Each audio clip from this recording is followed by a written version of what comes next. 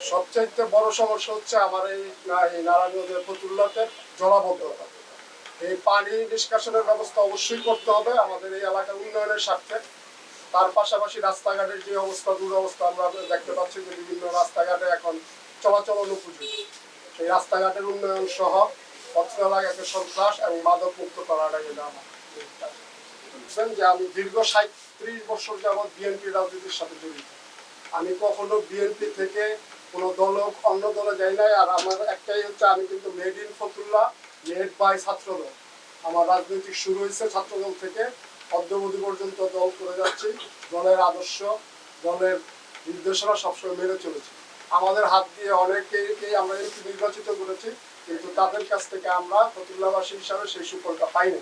সেই জন্য আমরা চাই একটাই হচ্ছে যে ফতুল্লার ছেলে হিসাবে ফতুল্লার নেতৃত্ব যাতে তৈরি হয়, সেই নেতৃত্ব তৈরি করার জন্য। কারণ আপনারা থেকে দেখেছেন যে আমি একটা বলতে চাই যে আপনারা দেখেন ফতুল্লাতে একটা যোগ্য নেতৃত্ব, যেটাকে আমি বলি যে ফতুল্লা ছাত্রদল, যুবদল থেকে শুরু করে বিএনপির একজন হ্যামিলিয়নের বাসিওয়ালা তৈরি হয়েছে। সেটা হচ্ছে আমাদের এই এলাকার সন্তান রিয়াদ মোহাম্মদ চৌধুরী। আজকে বিভিন্ন নেতৃবৃন্দের ষড়যন্ত্রের কারণে আজকে সে বহিষ্কৃত। কারণ তাদের একটা টার্গেট যে ফতুল্লা থেকে কোনো নেতৃত্ব যাতে ওইভাবে তৈরি হতে না পারে। কিন্তু আমরা চাই যে ফতুল্লা থেকে ওই নেতৃত্ব তৈরি হোক, ফতুল্লার রাজনীতি ফতুল্লার নেতৃত্ব দেবে এবং ফতুল্লার উন্নয়ন ফতুল্লার ছেলেরা দিবে। এবং আপনাদের এই সংবাদ সম্মেলনের মাধ্যমে আমরা নিজেরাও চেষ্টা করতেছি ইনশাল্লাহ আগামী অল্প কয়েকদিনের মধ্যে যাতে রিয়াদ মোহাম্মদ চৌধুরীর বহিষ্কারাদেশ প্রত্যাহার হয়। প্রত্যাহার হলে ইনশাল্লাহ ফতুল্লা থানা, বিএনপি এবং অঙ্গ সংগঠনের নেতৃত্ব ফতুল্লার এই এলাকার নির্বাচিত প্রতিনিধি ইনশাল্লাহ ফতুল্লা থেকে হবে, সেটাই আমরা আশা করি। বিএনপি থেকে কাউকে গ্রিন সিগন্যাল, কাউকে রেড সিগন্যাল কোনো সিগন্যালই দেওয়া হয় না।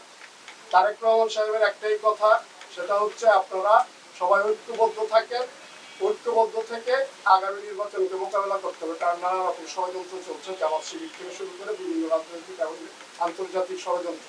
সেই ষড়যন্ত্র মোকাবেলা করার জন্য আমাদেরকে ঐক্যবদ্ধ থাকতে হবে। ঐক্যবদ্ধ থেকে যাকে নমিনেশন দেবে, গ্রিন সিগন্যাল, আমি কেন্দ্রীয় নেতা, আমি জাতীয়তাবাদী কৃষক দলের কেন্দ্রীয় কমিটির সাধারণ সম্পাদক, আমার চাইতে বড় গ্রিন সিগন্যাল কেউ পায় না আমি মনে করি। কিন্তু তারপরেও বলো আসল কোনো সিগন্যাল নেই, এখানে কোনো সিগন্যাল নাই। দল গতকালকে রিভিউয়ে বলছে যে এইখানে কোনো সিগন্যাল দেওয়া হবে না। দল যখন তফসিল ঘোষণা করা হবে, সাক্ষাৎকার নেওয়া হবে, পার্লামেন্টারি ভোট মিটিং করবে, তারপরে ক্যান্ডিডেটদের নাম ঘোষণা করবে। তখন যাকে ঘোষণা করবে, যে ক্যান্ডিডেট হবে তার সাথে